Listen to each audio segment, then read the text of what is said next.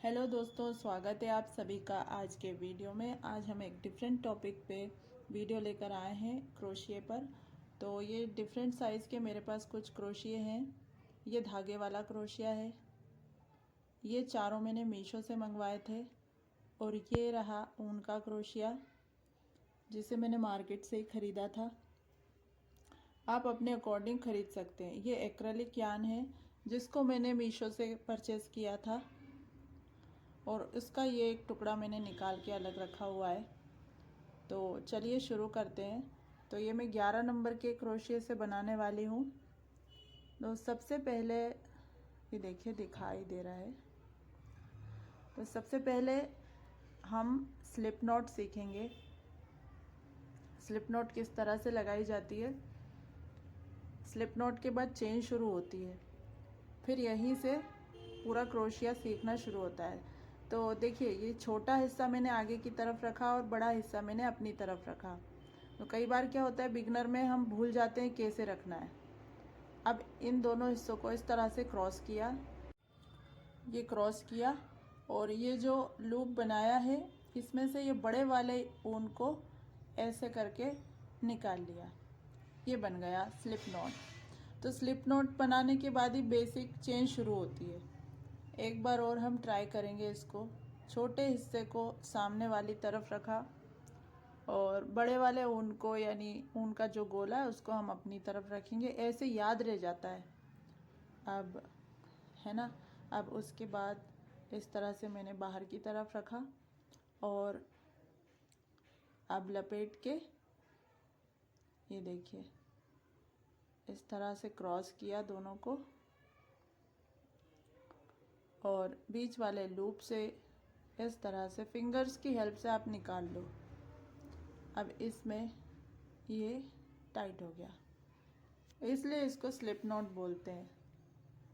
चलिए, अब आप प्रैक्टिस करेंगे तो हो जाएगा। शुरू में भूलते हैं। ये दूसरा तरीका, ये फिंगर पे लपेटा, इसमें भी क्रॉस किया और ये यहाँ से लूप में से इस तरह से निकाल दिया। बहुत तरीक़ों से ये नॉट बनाई जाती है। आपको और भी तरीके मिल जाएंगे। ये इस तरह से एक फिंगर पे ये क्रॉस किया, ये जो लूप बन गया उस लूप में से बड़े वाले यार्न को निकाल दिया। एक बार फिर से ये देखिए,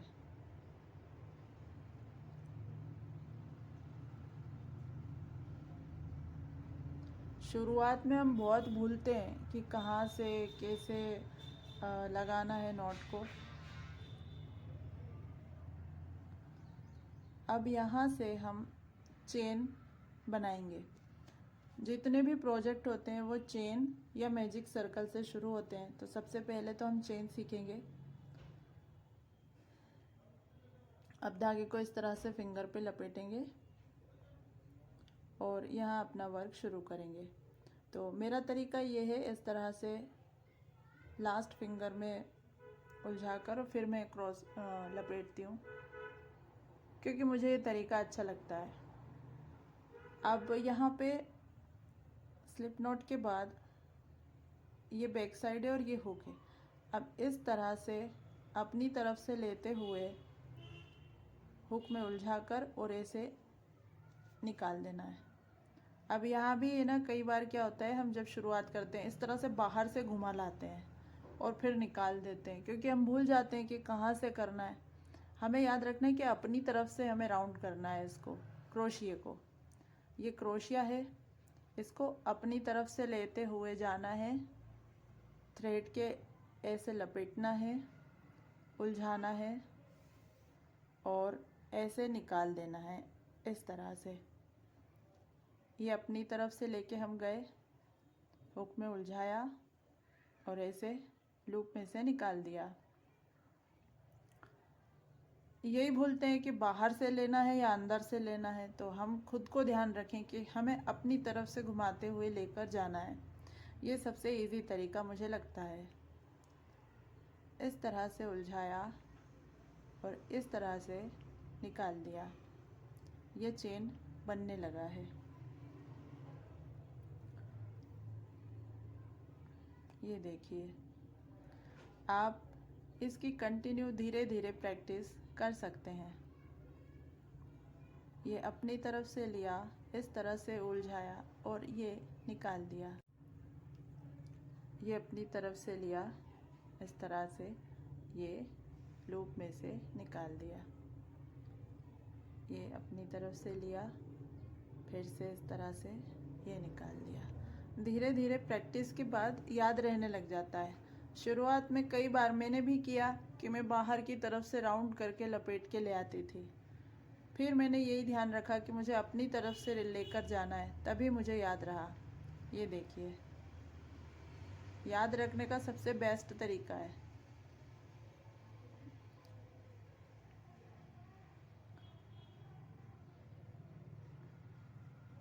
ये देखिए, इस तरह से। बाद में जब चेन सीखने के बाद जो प्रोजेक्ट होते हैं, जैसे single crochet, double crochet, half double crochet, तो वो सभी चेन सीखने के बाद ही बनते हैं। ये देखिए, हमारी चेन बन चुकी है। शुरुआत में एकदम जल्दबाजी हमें नहीं करना है, बिल्कुल आराम आराम से फिनिशिंग के साथ करना है। और ये जो लूप होता है, इसको हमें ज़्यादा बड़ा या ज़्यादा टाइट नहीं लेना है, हल्का लूज लेना है।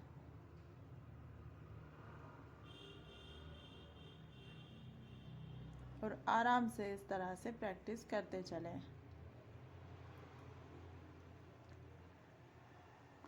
कुछ लोग इस तरह से पकड़ते हैं, इस तरह से भी आप कर सकते हैं। और क्योंकि अपनी सुविधा होती है, वैसे ही हम काम कर पाते हैं। अब मैं इस तरह से काम नहीं कर पाती, मुझे थोड़ी सी इसमें प्रॉब्लम आती है, मेरा हाथ नहीं चलता। आपको ऐसा अच्छा लगे, आप ऐसे भी पकड़ सकते हैं या ऐसे पकड़ सकते हैं। मुझे ऐसे इजी लगता है।